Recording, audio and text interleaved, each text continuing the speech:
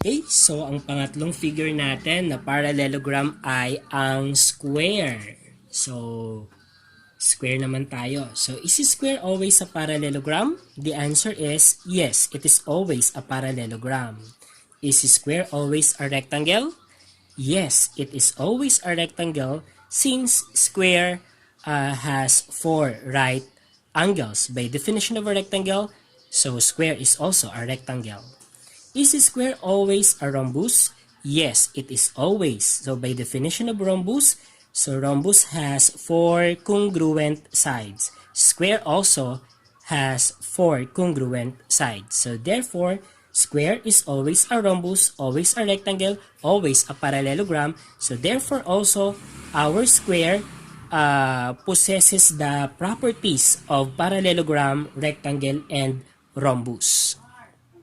Okay, so gawa naman tayo ngayon ng square. So i-challenge natin ang sarili natin na gumawa ng perfect square.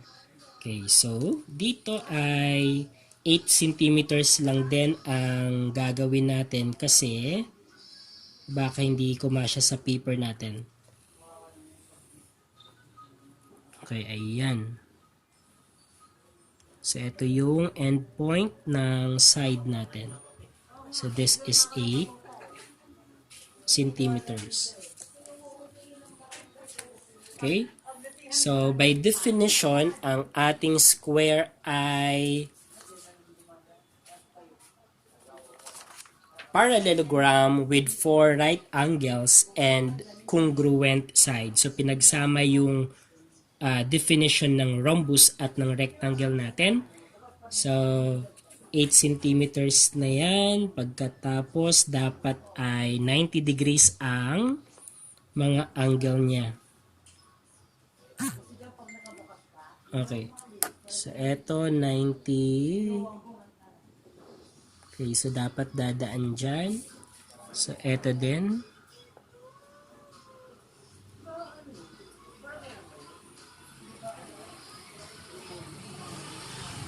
Okay, so dapat dadaan din dito. Okay. Okay, 80 centimeters.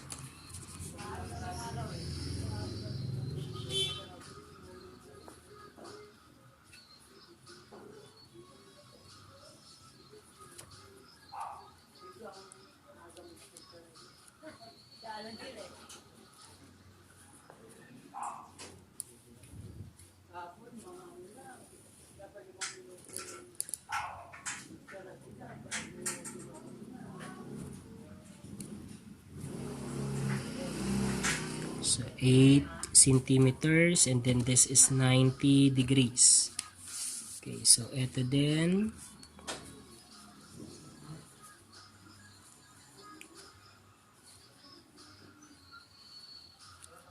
Then dapat ay dadaan dito. Ayan. And then 8 centimeters.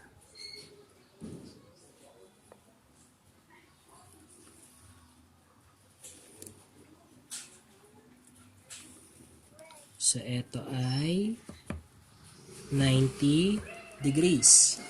Okay, and then, so tignan natin. So, ito dapat ay 8 centimeters.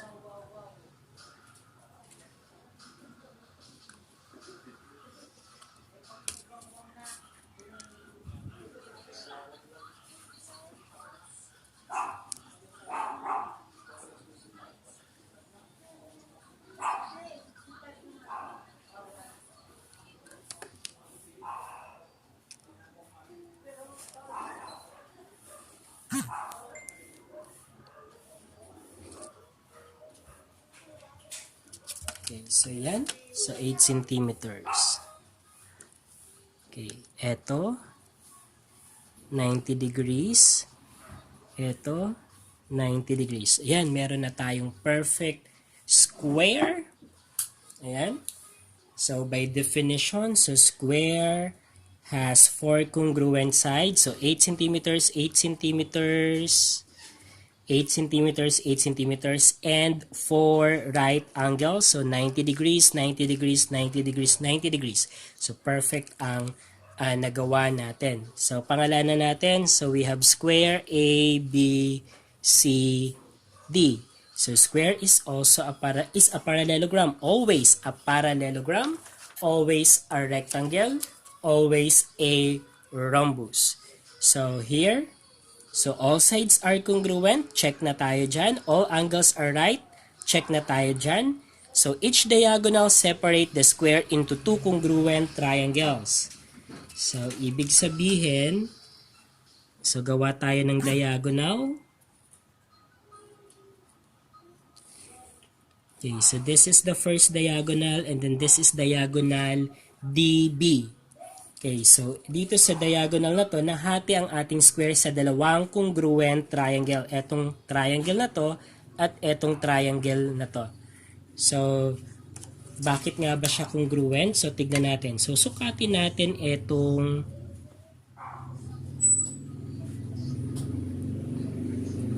okay. So, kung titignan natin, so that is 45 degrees. So, 45 degrees. So, eto ay 45 degrees, eto ay 45 degrees din. So, 45 degrees. So, eto ay 45 degrees din. They are complementary. Then, talagang nahati niya yung angle, no? So angle bisector din ang diagonal sa ating square. At kanina na-observe natin na angle bisector din ang sa rhombus natin, no? So this is 90. So deep dun din, ibig sabihin ito din ay 45 degrees, ito din ay 45 degrees. Pero pwede nating sukatin din. Okay, pag sinukat natin,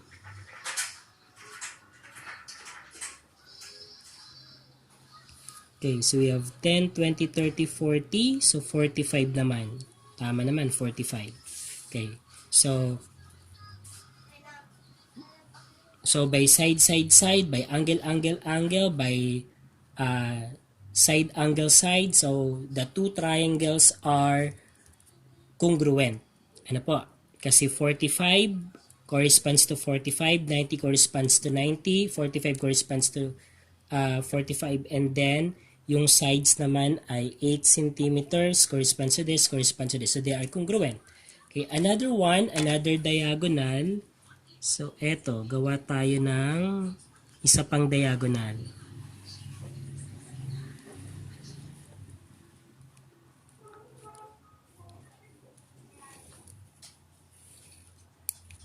Okay, so this is another diagonal, and then eto din, ganun din. So, 45 degrees to, 45 degrees to, 45 degrees to, 45 degrees to. So, kahit na yan ay sukatin natin.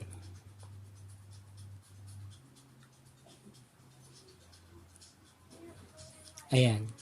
So, we have 10, 20, 30, 40, 45. Ayan. So, 45 degrees. So, ganun din dito. So, 45 degrees din to.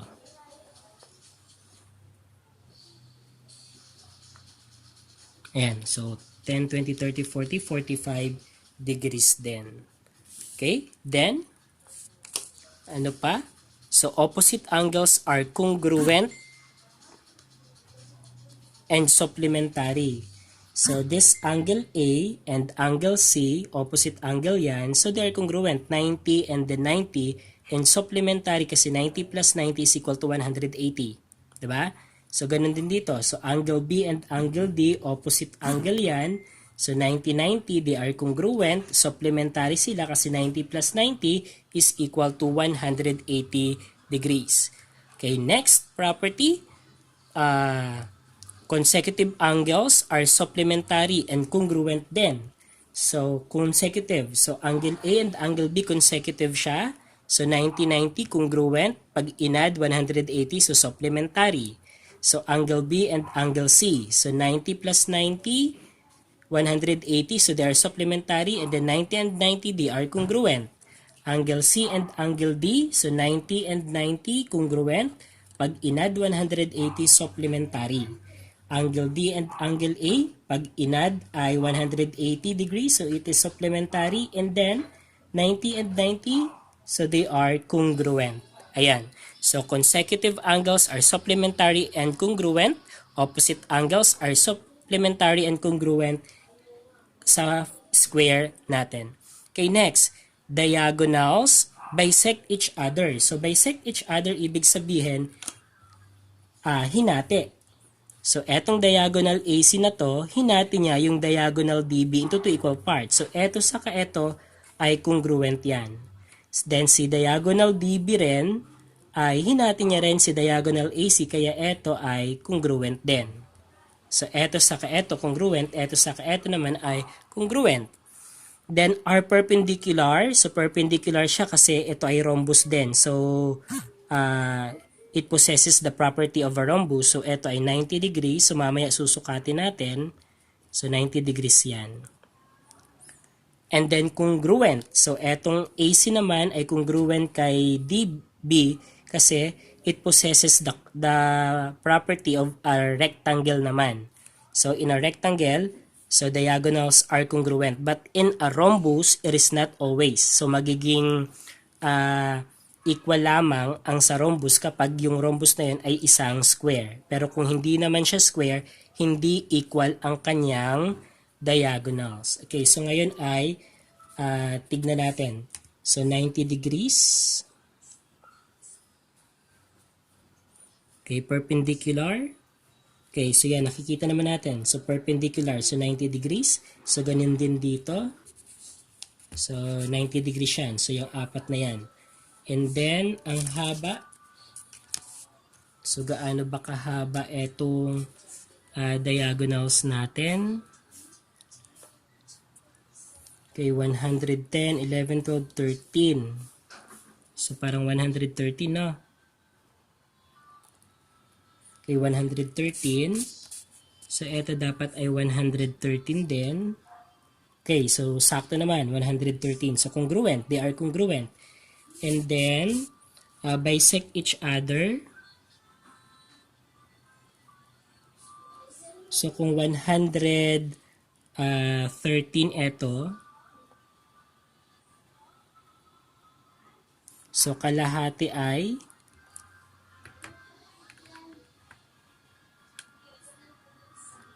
so 56.5. So 55, 56. Okay, so medyo 56.5 naman. So tama. So ito ay 56.5, ito ay 56.5 din. So ito ay check natin.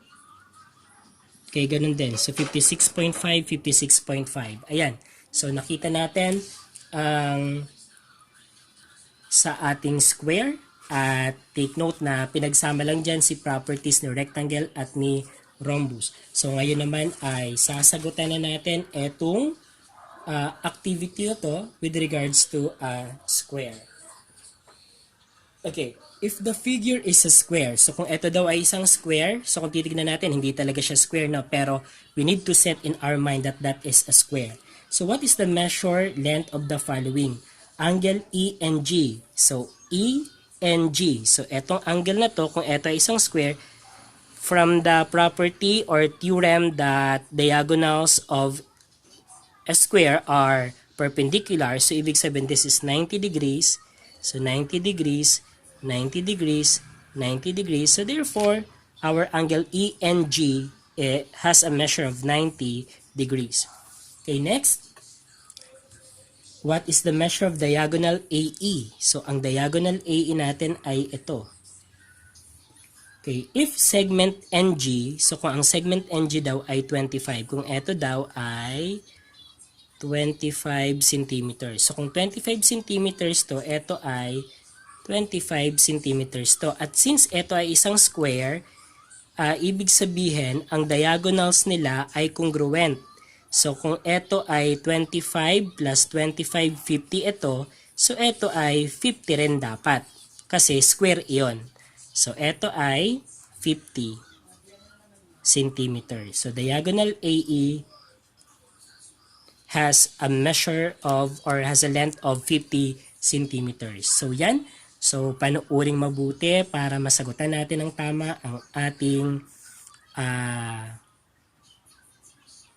sasagutin sa module. Thank you so much.